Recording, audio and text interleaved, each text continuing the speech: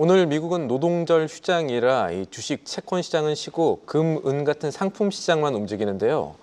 저희가 지난 시간에 이른바 트럼프 모런 프리미엄이라는 것이 있다 전해드렸는데 간밤에 금 상승도 이 영향이라는 분석 나오고 있습니다. 오늘은 트럼프 노이즈 또 한편에 파월 노이즈가 안전자산인 금 그리고 글로벌 시장 어떻게 움직일지 짚어보겠습니다. 도움 말씀에 한상준 한국경제신문 논설위원 자리에 있습니다. 안녕하십니까? 네, 안녕하십니까? 예. 자, 위원님, 연준 흔들기로 백악관이 비판을 많이 받고 있는 상황에서 도널드 트럼프 대통령은 아랑곳하지 않고 독서를 이어가고 있는 모습인데 이 모습을 저희가 어떻게 해석을 해야 될까요? 네, 어제 좀 방송하기가 상당히 어려운 용어지만 미국 사회에서 나타나기 때문에 모런이라는 한글 용어로 이렇게 정확하게 보면 멍청이라는 이런 적인 얘기했습니다는 미국에서는 좀 현재 개인적으로 연구를 갖고 있는 이런 사람들이 얘기 들어보면 미국 사회가 멍청이 용어 싸움이라 그러다. 참 미국에서 있을 수가 없는 거죠. 그래서 모런 프리미엄에 대비해서 트럼프는 파월에 대해서 넘스컬이라는 단어를 사용했습니다. 넘스컬은 어학사전을 찾아보니까 모런보다는 더 사실 더 멍청이 의미를 갖고 있다 이렇게 보겠습니다. 이러다 보니까 미국 사회가 대통령과 중앙은행 수장 간에 이렇게 싸움이다 보니까 사실 이게 미국 사회의 화두가 되고 있다 이렇게 보겠습니다. 시장적인 측면에서는 이렇게 모런 프리미엄 같은 경우에는 사실은 오늘 시장에서 증시와 채권 시장이 움직이지 않기 때문에 요게 국채 시장의 가상금리에서 30년 이상의 가상금리로 붙이다가 오늘은 금과 은에 붙였다 이렇게 보겠습니다. 왜냐하면 미국의 국채 자산도 역시 이렇게 최고 통수권자 중앙은행이 싸우면 안전자산을 선호하게 되죠. 그래서 시장에서는 미국의 국채 금리 이런 측면의 가상금리에 대해서 가격이 상승하는 측면도 있습니다는 오히려 디볼트 위험이 증대되는 상태에서 채권 시장에서는 장기채 금리를 올렸다 이렇게 보겠습니다. 그렇지만 금과 은은 밸류 싸움이기 때문에 금과 은의 가격을 올렸다 이렇게 보겠습니다. 오늘 금 같은 경우는 사실은 올해 들어서 인플레가 그렇게 불안한 건 아니거든요. 시청자 여러분 아시겠습니다는 금값이 올해 들어서 계속해서 올라가고 있는데요. 대부분 다 물가에 대비해서 해칭 기능으로 금이 이렇게 가격이 올라가지 않느냐 이렇게 생각합니다는 올해 미국의 물가는 대체로 정도가 있습니다는 안정되고 있습니다. 그럼에도 불구하고 올 들어서 이렇게 33%나 급등하고 오늘은 사상 최고치를 기록했는데요. 역시 이 문제에 있어서는 페드가 불안한 문제, 이 문제가 크지 않냐 생각합니다. 은도 마찬가지로 은은 이제 아주 핵심 희귀류의 공급망 부족까지 겹치면서 오늘도 40달러를 벗어났습니다. 그리고 올해 들어서 한 40%가 급등했습니다. 반대로 이렇게 페드가 불안하다 보니까 페드는 사실 세계 이렇게 기축통화인 달러를 공급하는 거 입장이지 않습니까? 그러다 보니까 페드가 불안하면 안전통화로서 달러 위상은 더 떨어지게 되는 겁니다. 그래서 달러 인덱스를 기준으로 해서 올해 트럼프의 취임 이후에 사실 달러 인덱스가 110에서 지금은 97, 98 레벨대에서 한 13% 이상 떨어지는 이런 양상을 보이고 있는데요. 시청자 여러분, 지금 사상 최고치를 기록한 금과 은은 앞으로 어떻게 될 것이냐 하는 측면에서는 앞으로는 인플레 요인이 사실 금과 은의 가격을 끌어올리지 않겠느냐. 자, 페드를 이렇게 흔들고 역학관계가 친트럼프 기조로 이달 중에 이렇게 변하게 되면 물가는 누가 잡느냐. 그러면 물가는 누가 잡느냐. 이거에 대해서 확신이 없을 때는 결국 실물 자산으로 금과 은의 가격을 더 끌어올릴 수밖에 없지 않냐 하는 측면에서 당분간 상품 시장이 최대 관심이 될 거다. 이렇게 볼 수 있습니다. 그렇군요.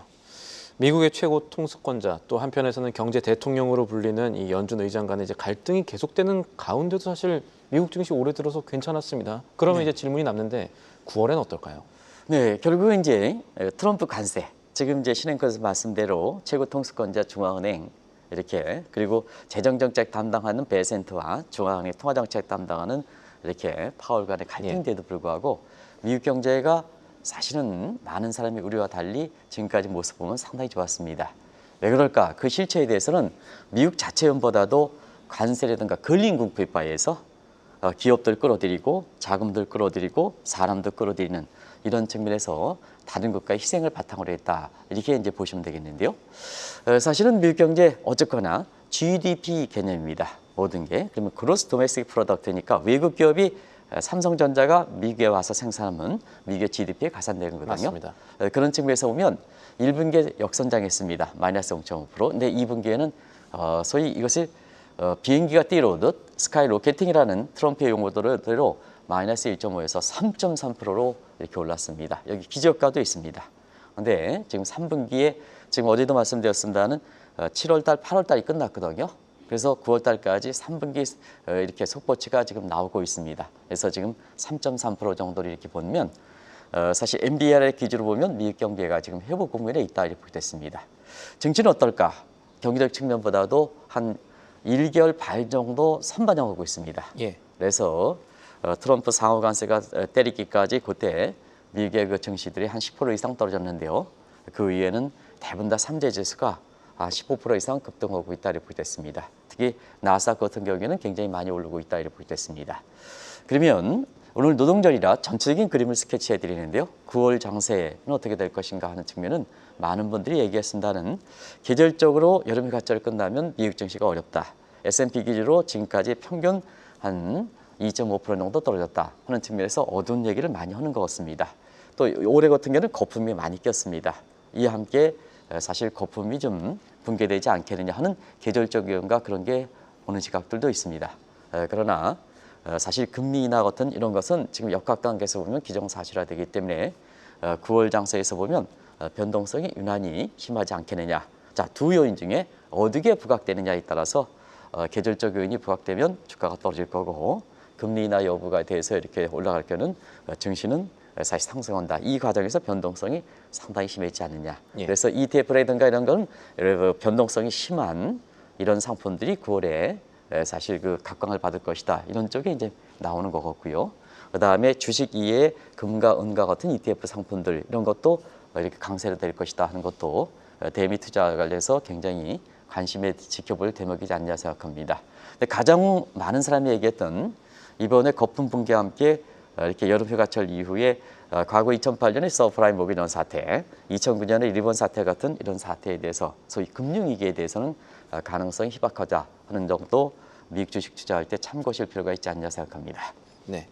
말씀 되짚어 보면은 변동성을 누릴 수 있는 상품들은 지금 투자 기회가 있을 것이고 또 한편으로 미국의 금융위기는 지금 생각하지 않아도 된다라는 기존의 뷰를 유지하는 것으로 보이는데 네. 자 한편으로 다시금 국내 투자자가 주목하고 있는 중국 증시는 좀 어떻습니까? 사실 경기는 그렇게 안 좋았거든요. 근데 증시는 괜찮았단 말이죠. 네. 이런 디커플링 현상은 어떻게 저희가 해석해야 됩니까? 전형적으로 경기와 증시가 하는 디커플링이 이렇게 중국 증시죠. 그래서 사실상 중국 증시의 이해가 좀 어려웠었죠. 근데 우리는 이제 7월 말까지 세법 개정 이후에 중국 증시에서 자제하는 분위기여서 우리가 세법 개정에서 이게 수정이 되지 않으면 예. 우리 자금들이 중국으로 갈 것이다 하는 측면에서 중국에 대해서 강하게 이렇게 중국 증시의 반등을 좀 해서 8월 중순에도 한 번 정도 말씀드린 적이 있는데요. 쉽게 이해되지 못하는 것이 중국 경기입니다. 또 중국의 증시입니다. 왜냐하면 중국은 8월까지 미국 경기와 달리 상반기는 좋고 하반기는 안 좋은. 근데 미국은 1, 4분기는 안 좋고 하반기 들어서 좋아지는 이런 국면이기 때문에 미국 경기와는 전형적으로 정반대 움직임을 보이고 있다고 보게 됐습니다. 한번 상반기 보겠습니다. 예. 상반기 1분기 성장률이 5.4%고 2분기 성장률이 5.2%입니다. 상당히 높죠. 그런데 하반기 7월 이후에서는 지금 3분기 성장률이 안 났기 때문에 성장률을 같이 비교할 수 없습니다는 산업 생산, 고정자산, 그다음에 민간의 그 소비 같은 모두 고개를 숙이고 있습니다. 그래서 오히려 상고하저의 모습을 보이고 있다. 그런데 증시는 거꾸로 상저하고의 모습을 보이고 있습니다. 그래서 중국 증시가 이어지 못하는 거죠. 자, 상반기에 목표 성장률은 5%를 벗어나더라도 중국 증시 20개국 중에서 가장 안 좋았습니다. 시청자 여러분께 이런 것을 누누이 말씀드렸습니다. 그런데 최근에 보면 중국 증시 7월 중순 지수 반등하기 시작해서 예. 지금은 뭐냐면 8월 같은 경우에는 주요 29국 중에서 사실상 대부분 다 중국 관련된 국가들이 베트남은 1위고 뭐 중국 뭐 2, 3위고 이런 식으로 중국 관련된 주식이 올라가는 데 있어서는 그 핵심인 중국 증시가 오르고 있다 이렇게 보게 됐습니다. 결과적으로 보면 상반기에는 경제 성장률이 좋은데도 주식시가 안 좋았기 때문에 상반기 성장률이 총계 조작이 되는 게 아니냐 하는 비판이 있었고, 그다음에 최근에는 경기가 모든 면에서 고개를 숙였는데 중국 증시가 오르다 보니까 어떠냐 하면 거품 얘기가 나오는 것 같습니다. 그런 측면에서 최근에 보면 중국 증시의 거품 얘기가 많이 나오고 있는데요. 앞으로 3개월 동안은 어떤 모습이든 간에 중국 증시라든가 중국 경기라든가 중국의 정치권도 사실 세계에서 이렇게 보면 가장 핵심적인 이슈가 되지 않겠나 이렇게 보고 있습니다. 한 가지 증시적 측면에서는 거품 얘기가 이제 많이 나오고 있는데요. 이번에는 정정가 2015년에 사실 거품이 있을 때 그때 주가가 팍 떨어졌던 2015년에 이렇게 그 악몽들을 잘 아실 거로 그렇게 생각하는데요. 네. 그때와는 좀 가능성이 적지 않느냐. 그래서 2015년에 그 낙인 효과가 이렇게 발생하기는 어렵지 않느냐. 왜냐하면 그때에 대비해서 시진핑이 친증시 정책을 내놓고 있습니다. 그래서 모든 자금은 증시 쪽으로, 어제도 이제 말씀드렸지만 국채라든가 부동산 투자 과세, 그다음에 해외 투자 자제, 해외에 나가는 거 환수시켜. 어디로? 부추 자금들, 개인 투자 자금이 중국 증시의 90%를 떠받치고 있는데요. 이 개인들을 존중하자. 예. 개인의 부추 세력들이 정부에 주식해서 결국 통화정책과 재정 측면에서 경기를 풀어가지 못하는데요. 개인들이 주가 올려서 자산 소득이 증가하면 민간 소비가 증대한다. 제3의 대안으로 경기까지 회복시킨다. 그 부동산에서 자금을 증시로 오면 부동산의 헝다 사태를 비롯해서 부동산의 구조조정 문제가 7년 동안 되고 있는데요. 거기서 자금 끌어서 부동산 시장의 구조조정을 촉진시킨다 하는 이런 그 정책적 요인 때문에 중국 증시가 최근에 경기는 안 좋은데 왜 주가가 올라가느냐 하는 측면에서 2015년 낙인 효과 생각하는데요. 이번엔 가능성이 적지 않겠나 이렇게 보고 있습니다. 알겠습니다. 앞으로 3개월간은 중국 뉴스를 직접 투자하시지 않더라도 좀 보셔야 된다는 얘기가 될 수 있는데, 그런 측면에서 단기적으로 이달에는 프랑스 문제가 이 국제 경제에 좀 변수가 될 가능성이 있지 않습니까? 네, 상당히 주목되는 변수죠. 우리도 이 시간을 통해서 한번 알아봤습니다는 결국 유럽은 이렇게 27개의 국가들이 EU 형태로 몰리고 예. 유로랜드 국가들이 19개가 유로랜드 국가로 통합해서 모인 겁니다. 왜냐하면 다른 국가들이 정체성이 다른 게 모이면 경기라든가 정치 정면은 정책 문제 때문에 결정되는 거다 이렇게 보시도 했습니다. 그런 측면에서 상반기에는 유럽의 그 정치적 일정에서 독일이 슐츠가 떠났죠. 그래서 메르츠가 메르켈의 제2의 메르켈을 표방하는, 이름도 비슷합니다는 메르켈에 이어서 메르츠 총리가 들어왔습니다. 그래서 넷브레이크 연방 부채 상환을 하면서 재정의 지출을 많이 증대하니까 유럽 경기가 회복세를 보였습니다. 근데 결국 유럽이 재정 문제에 대해서 사실 왜 통합을 할 때 GDP 대비해서 재정 적자를 3% 묶으냐 하면, 다른 국가들 모아놓으면, 자 신흥커랑 나랑 모아놓으면 저 국가는 잘하겠지 하면서 나는 방만하게 가는 겁니다. 뭐든지 책임을 질 때에는 내 책임을 다른 데 전가시키고, 트럼프로 그렇지 않습니까? 그렇기 때문에 이 정치권의 최고 통수권자는 항상 재정을 방만하게 움직이는 겁니다. 예. 그러다 보니까 결과적으로 영국에 이어서 프랑스도 그렇고 독일도 결과적으로 보면 이렇게 국제 파동이 있는 거다 이렇게 유럽 내 됐습니다. 빅2 나라들이 모두 그렇습니다. 다. 예. 그래서 증시도 미국의 증시의 영향과 함께 결국 정치적인 일정에 의해서 증시 모습도 좌우됐다 이렇게 보겠습니다. 자, 이제 9월 달입니다. 9월 8일에는 오죽했으면 권력을 갖고 있는 프랑스의 바이오 총리가 사실 내각의 운명을 치고 지금 상태에서 재정 적자라든가 국가 채무를 줄여야 되지 않느냐. 왜? 프랑스는 선진국에서 후진국으로 전락하지 않느냐. EU로부터 탈락하지 않겠느냐. 또 후손 세대에게 뭐를 남겨줄 것이냐 하는 측면에서 자기의 권력을 운명을 지고 하는데요. 지금 마크롱이 후임자가 선택하기 어렵습니다. 대통령지가. 그래서 이 국제 파동에 의해서 증시에 미치는 영향, 이런 것은 당분간 지속되지 않겠나 이렇게 보고 있습니다. 또 경우에 따라서는 이게 유럽 통합과 관련돼서도 굉장히 중요한 문제가 되겠다. 그때마다 유럽 통합과 관련돼서 굉장히 중요하니까 전해드리도록 하겠습니다.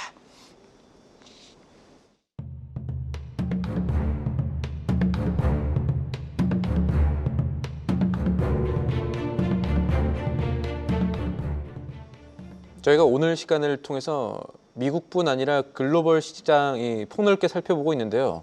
위원님, 일본 증시는 어떻습니까? 그동안에 미국 증시와 같이 잘 가다가 지금 좀 주춤한 것 같은데요. 네, 전체적으로 이제 일본도 정치적 일정이다 그랬습니다. 20일 시계는 문제죠. 예. 그래서 이 문제는 뒤쪽 부분에 시간을 할애하기 위해서 이렇게 좀 짧게 줄이겠습니다. 유럽과 네. 똑같습니다. 결국 유럽은 결과적으로 보면 유럽에 이어서 일본은 9월 장세가 정적 혼란 문제에 이어서 좌우될 것이다.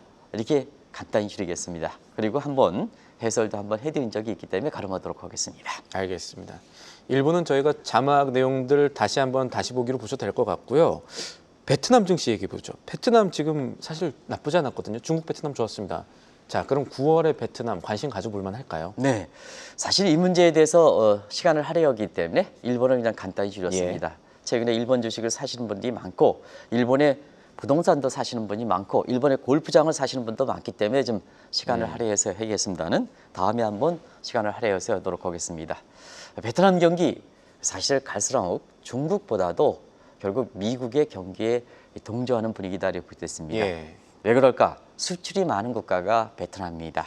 결과적으로 보면 베트남의 이렇게 대외 정책이 바뀌기 때문에 그렇다 이렇게 보겠습니다.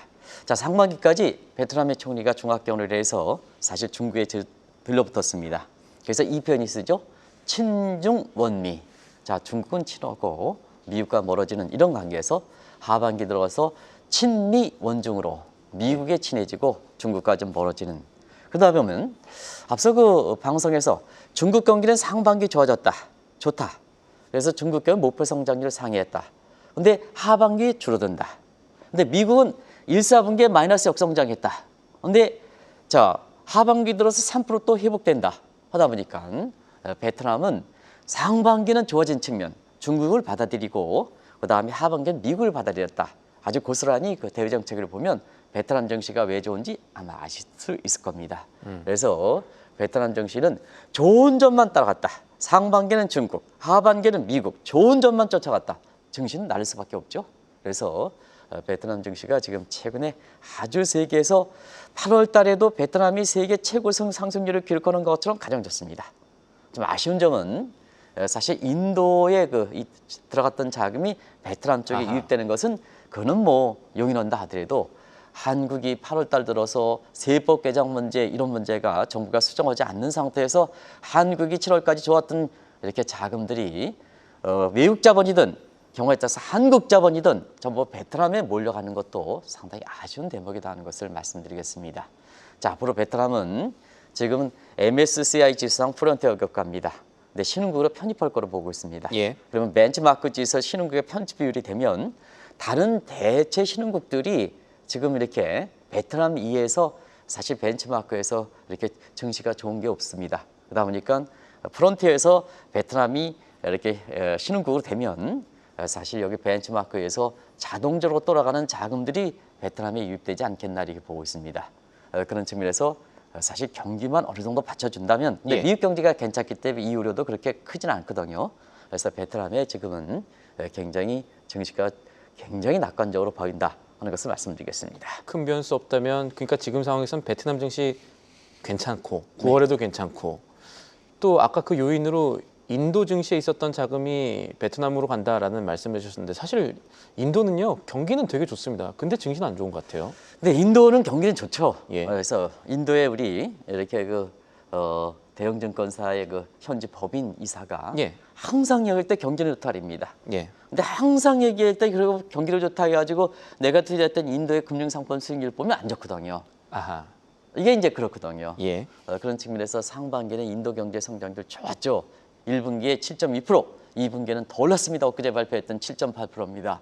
근데 과거에 인도에 투자했던 사람들은 이 정도 성장률이라면 인도 관련된 주식이든 관련된 상품 것도 있잖아요. 좋습니다. 근데 올해는 인도 관련된 상품이 안 좋다 이렇게 됐습니다. 왜 그럴까 하는 측면은 두 가지 측면을 얘기하겠습니다. 하나는 상반기는 성장률이 높든다 하더라도 증시 쪽으로 유입될 수 있는 자금이 그렇게 많지는 않았습니다. 왜냐? 인도 내부에서 모디가 3년이면 하는 게 개혁의 의지가 쇠퇴하거든요. 그럼 개혁의 의지가 쇠퇴하면 인도는 불안한 계층들을 딛고 일어선 사람이고 내륙 감대 체제의 기득권을 딛고 일어난 사람입니다. 근데 인도의 모디가 주춤하면 이 사람이 득세하겠죠. 그러면 주식 투자 자금, 이 자금이 주식 쪽으로 반항 세력들이 득세하니까 자금이 유입되지는 적겠죠. 그리고 또 한 가지는 자, 인도 같은 경우는 트럼프와 관세 문제 때문에 50%대를 맞습니다. 뒤늦게 손을 들게 했지만 트럼프가 받아들이지 않는다 하는 문제에서 역시 트럼프와의 싸움에서도 결과적으로 보면 지루한 싸움이 되고 있습니다. 예. 그래서 경기는 좋지만 증시와 관련된 상품이 안 좋다 이렇게 보겠습니다. 중남미 국가들을 보겠습니다. 중남미 국가들은 대체로 지금 전체적으로 핑크 타이드 물결이 되고 룰라 대통령으로 또 그다음에 인도에서 중남미에서 조금 희망을 던져줬던 국가가 엘살바도르의 부케로 지금은 코인 시장이 비트코인에서 지금 이더리움으로 바뀌는 상태 한번 얘기했지 않습니까? 예. 여러 가지 스테이블 코인 문제일 땐 비트코인은 이더리움으로 바뀔 것이다. 지금 이더리움이 가장 빨리 올라가고 비트코인 주춤하고 있습니다. 그러다 보니까 비트코인의 전 국민들의 예서했던 엘살바도르가 떨어지게 되는 거죠. 부켈라 인기 떨어지는 거죠. 그리고 밀레이 아르헨티나도 트럼프를 첩보망했습니다는 아르헨티나도 패론주의자의 기득권이 굉장히 심합니다. 이렇게 개혁의지가 쇠퇴하는 과정에서 중남미는 전반적으로 안 좋다.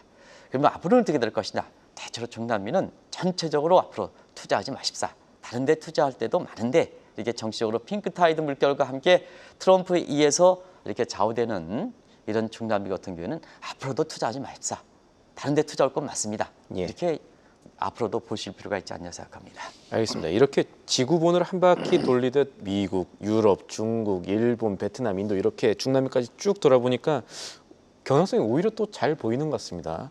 물도 한 잔 잠깐 하시고요. 네네. 근데 저희가 이렇게 지구본을 돌리다 보니까 얘기 안 한 중요한 나라가 하나 있죠. 우리나라, 한국입니다. 한국 증시 어떻게 봐야 됩니까? 우리나라는 참 어려웠었습니다. 예. 올해 계엄, 그다음에 탄핵 예. 이런 일에서 또 정권 교체, 그래서 정치적으로 혼란스럽죠. 동북아 문제도 굉장히 어려웠었죠. 중국과의 문제, 군사 문제 이런 식으로 그리고 경기도 어려웠었죠. 그런 상황에서 이렇게 증시라든가 이렇게 바치는 데 있어서는 정말로 정치권이 아니라 우리 국민들이 위대하다 이렇게 보시겠습니다. 예. 정말 세계에서 보면 정치, 경제 모든 면에서 이렇게 어려운 때가 우리였습니다. 근데 그나마 정치적인 측면에서 이렇게 바친 것은 우리 국민이 그만큼 위대하다. 그래서 저는 희망을 이렇게 봅니다. 근데 한 가지 지금부터는 정치권이 좀 해주셔야 됩니다. 정치권이. 우리 경제 어렵습니다. 상반기에 0.2%입니다. 그 다음에 1, 4분기에는 마이너스를 기록했습니다. 하반기에 1.4%요? 그건 무슨 의미가 있습니까? 상반기에 0.2%에 대한 베이스 이펙트 생각하면 국민들이 저게 성장률이 1.4%에서 이창용 총재가 하반기에 나아집니다. 아이고, 저기 1.4%도 이렇게 잠재 성장률, 우리 잠재 성장률 1.8%, 2%보다 월등히 낮죠. 우리 국민들 뭐가 체감합니까? 저게 중앙은행 총재께서 1.4%에 낮아진다고 얘기합니까? 그렇지 않습니다. 결과적으로 정치적인 측면에서도 4월 이후에 왜 올랐습니까? 결과적으로 보면 친증시 정책 때문에 나왔지 않습니까? 근데 8월에 왜 G20과 지수가 왜 꼴찌입니까? 정치권 혼란 가중돼 결과적으로 기업 옥죄 기회 그리고 친증시 정책 세법 개정 문제 정하지 않아 개인 투자가 위헌다 하면서 개인 투자 실제로 좋지 않나와 이런 측면이죠. 그래서 우리 국민들이 위대하고 그 위대한 국민을 바탕으로 해서 정치권과 이렇게 잘해주면 우리 증시 괜찮다 이렇게 보겠습니다. 그런 측면에서 좀 어제 어떤 분이 그런 얘기를 하더라고요. 친증시 정책 관련해서 어제 잠시 좀 얘기했지 않습니까? 예. 국채에 대해서 과세 강화, 부동산에 대해 강화, 그다음에 해외 자금 납제, 증시로 부추 세력의 증시 자금해. 근데 우리나라도 지금 현 정부 출범과 함께 부동산에 유입되는 자금을 증시로 해서 국민의 재산 증식 시선으로 주식으로 하겠다고 얘기를 천명했지 않습니까? 예. 근데 사회주의 국가에서 그렇게 하고 있지 않습니까? 근데 우리는 그렇게 하지 않지 않습니까? 그런 측면에서 그 시청자분들이 어제 모런이라는 단어, 멍청이라는 단어와 함께 굉장히 이 문제도 많이 얘기했거든요. 결론을 맺지 않겠습니다. 이 방송에 정치권에서 많이 듣고 계시는데요. 뭐를 생각할까? 사회주의 국가에서는 모든 자금을 증시 쪽으로 개인 투자 자금을 몰아주고 있습니다. 그 얘기를 먼저 했습니다. 그러면 지켜주셔야죠. 지켜주셔야죠. 결론은 시청자분에 맡기겠습니다. 알겠습니다. 오늘 말씀 여기까지 듣죠. 지금까지 도움 말씀의 한상춘 한국경제신문 논설위원이었습니다. 위원님 오늘 말씀 감사합니다. 네, 고맙습니다. 계속해서 다양한 경제 이슈를 알고 싶다면 구독과 좋아요, 알림 설정 부탁드립니다. AI 캐스터 권미정이었습니다.